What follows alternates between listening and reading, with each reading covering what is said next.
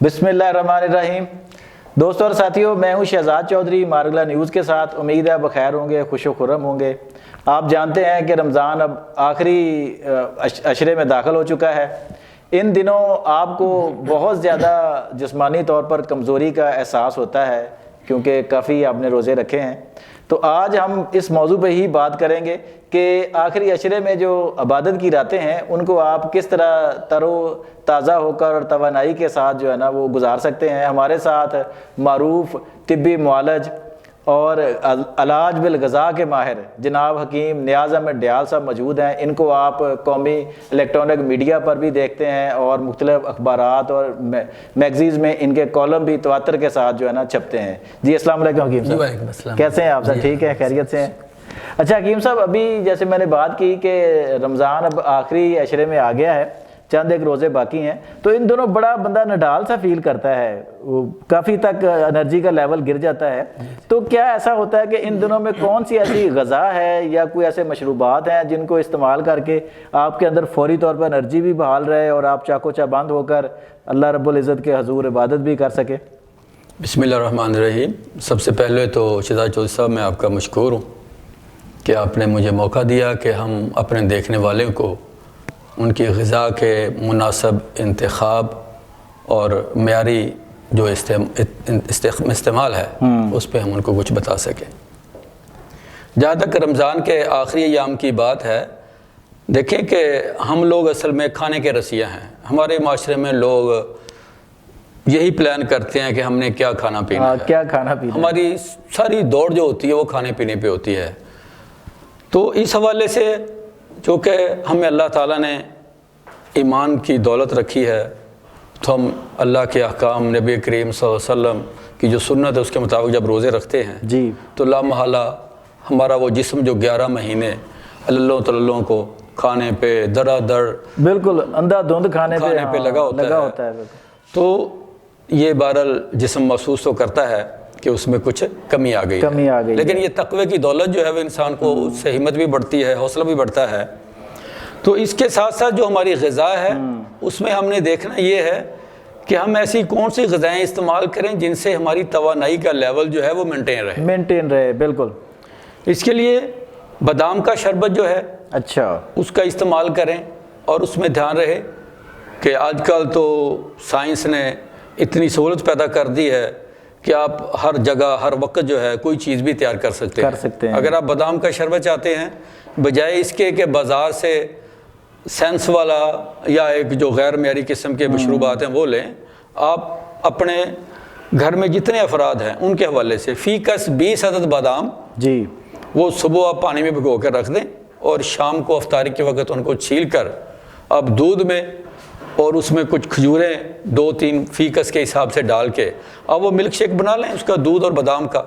अच्छा, तो उससे आप अफ्तारी करें, उससे इंशाल्लाह आपको फौरी तौर पे आपकी जिस्म की तवानाई बहाल भी होगी और सारा दिन की जो नकाहत या जो जिस्म में कमी है वो आपकी पूरी हो जाएगी।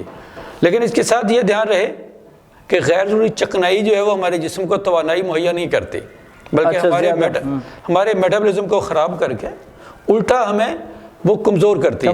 जैसा कि हकीम साहब सॉरी कि जिस तरह हम वो तली हुई चीज़ें ज़्यादा खाते हैं, गैर मेरी चकनाई है ना। हाँ जी, देखिए अगर आपने गोश्त इस्तेमाल करना है, बजाय इसके कि उसको समोसे में डाल के आप गोश्त को उबाल के इस्तेमाल करें, सही, उसे कौरमे की शक्ल में यानी अच्छी शक्ल में इस्तेमाल करें ना। अगर आपने तवाई नहीं ली है, लेकिन जब आप उसको उसमें कचौरी में डालेंगे या उसको समोसे में डाल के खाएंगे तो उसमें वो गैर ज़रूरी चकनाई जो दाखिल हो जाएगी, उससे आपका मेटाबॉलिज्म, आपका हाजमे का निज़ाम दरम बरम हो जाएगा, आपकी अंदरियों में ख़राबी पैदा हो जाएगी, आपके मैदे में वरम आ जाएगा, तो उससे आपको मज़ीद बीमारियाँ लपेट में लेंगी, आप तंदुरुस्त नहीं होंगे। लिहाजा तंदुरुस्ती के लिए, तवानाई के लिए सादा खुराक का खाना जो है ये मुफीद है।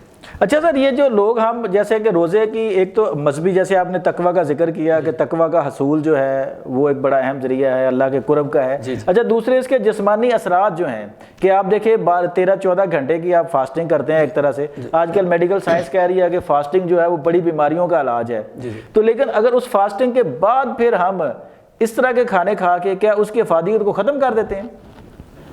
جو غیر معیاری کھانے ہیں؟ دیکھیں روزے کی افادیت تو تب ہی ہمیں حاصل ہوگی جب ہم اس کے فلسفے کے مطابق اسے فالو کریں گے مثلاً اگر آپ نے 13.5-14 گھنٹے بھوکا رہنے کے بعد ٹکا کے کھایا آپ نے اور صبح آپ نے جناب 2-4 پراٹھے 2-4 لسی کے گلاس کوئی یہ وہ کھا پی کے سارا دن آپ سوئے رہے آپ جناب کوئی کام نہیں کر رہے اور ہر جگہ پہ یہ بتا رہے ہیں جی میرا روزہ ہے ہاں جی، تو وہ آپ کو روزے کا کوئی بھی جو ہے اس کا فائدہ آپ کو یعنی آپ کو جسمانی اثرات اس کے اللہ تعالیٰ بڑا رحیم ہے وہ آپ کو دے، لیکن جو قرائن بتاتے ہیں وہ یہی ہے کہ ہمیں جسمانی طور پہ اس روزے کا ہمیں کوئی فائدہ نہیں۔ اچھا، روزے کا اصل مقصد ہمارے جسم میں جو 11 مہینے میں جو سٹور شدہ جو جمع شدہ ایسے ٹاکسن ایسے زہریلے مادے فاسد مادے اضافی چربیاں جیسے موٹاپا ہے یورک ایسڈ ہے کولیسٹرول ہے اس طرح کی جتنی علائشیں ہیں صحیح وہ جب ہم بھوکے رہتے ہیں تو وہ ہمارے جسم میں ری سائیکل ہو کر ہمارے جسم کو توانائی کی فراہمی کے ذریعہ بن جاتے ہیں اور اس سے ہوتا یہ ہے کہ ہمارا جسم سمارٹ ہو جاتا ہے، ہمارا جسم ان علائشوں سے پاک ہو جاتا ہے اور جتنا جسم ہمارا سمارٹ ہوگا جتنا ہمارا جسم ان علائشوں سے پاک ہوگا اتنا ہی ہمارا جسم تندرست و توانا رہے گا۔ اچھا حکیم صاحب جیسے ابھی آپ نے بتایا کہ بادام کا شیک بنا لیں یا اس کو شربت کہہ لیں، اچھا جب وہ اس کے بعد اگر آپ کھانے کی آپ کو طلب ہو رہی ہے تو کس طرح کے کھانے استعمال کریں ہم جو ہے نا کہ جو ہماری طبیعت پہ گراں بھی نہ گزریں اور افطاری کے بعد اور ہم سحری کے وقت بھی کچھ نہ کچھ کھا سکیں؟ ایک تو کوشش کریں کہ سالن شوربے والا ہو، جو بھنا ہوا جو فرائیڈ جو چکنائیوں میں ڈپ کی بہت زیادہ وہ استعمال نہ کریں جی، اس سے سادہ روٹی استعمال کریں۔ اسی طرح آپ کھانا کھانے کے بعد دودھ میں دار چینی تھوڑی سی پکا لیں، اچھا اس میں تھوڑا سا بادام روغن 2-4 چمچ ڈال لیں، کیونکہ رمضان میں اکثر یہ دیکھا جاتا ہے کہ کچھ خشکی کے مسائل سامنے آ جاتے ہیں، جسم پہ اچنگ سی ہونی شروع ہو جاتی ہے، تو جسم میں تراوت دینے کے لیے بادام روغن جو ہے وہ بہت اعلیٰ ہی قدرتی ایک ریمیڈی ہے، جس سے آپ کے دل و دماغ کو فرت بھی ملتی ہے، تازگی بھی ملتی ہے، تراوت بھی ملتی ہے، ہماری جلد جو ہے سکن جو ہے وہ تر و تازہ رہتی ہے، وہ ڈل نہیں ہوتی، اس میں وہ جو بھدا پن یا خشکی نہیں آتی۔ لہٰذا اپنی خوراک کو سادہ رکھیں۔ دیکھیں اس میں پھل ہیں، جتنے آپ کو میسر ہیں پھل استعمال کریں۔ آپ زیادہ کوشش کریں کہ اگر گوشت بھی کھانا ہے تو سبزی میں ملا کے استعمال کریں، سبزی میں استعمال کریں یا شوربے کے ساتھ، یا شوربے والا ہو بھنا ہوا جو ہے جس طرح ہم وہ کڑھائیاں اور وہ بناتے ہیں وہ نقصان دہ چیزیں ہیں۔ البتہ جو باربیکیو وہ چونکہ اس میں گوشت کی جو وہ چربی وغیرہ ہوتی ہے وہ جل جاتی ہے، اس پہ کوئلوں پہ جو بنایا جاتا ہے اس کا استعمال بھی کافی حد تک مفید ہو سکتا ہے۔ جی تو ناظرین آپ نے حکیم صاحب کی آراء سنی کہ اپنی غذا کو جتنا سادہ رکھیں گے، جتنا نیچر کے قریب رہیں گے، اتنا ہی ہم بیماریوں سے دور اور صحت مند اور توانا رہیں گے۔ امید ہے آپ کو ہمارا یہ پروگرام پسند آئے گا۔ اگلے پروگرام تک کے لیے شہزاد چودھری کو اجازت دیجیے۔ اللہ حافظ۔